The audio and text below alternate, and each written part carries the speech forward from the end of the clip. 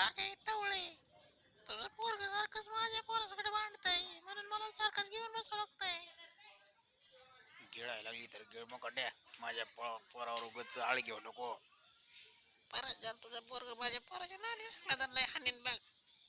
तू नुसतं हाणूनच बघ, तुला कस काय ते हिसका दाखवते. बघूच आता इथून पुढं होऊन तुझं न माझं.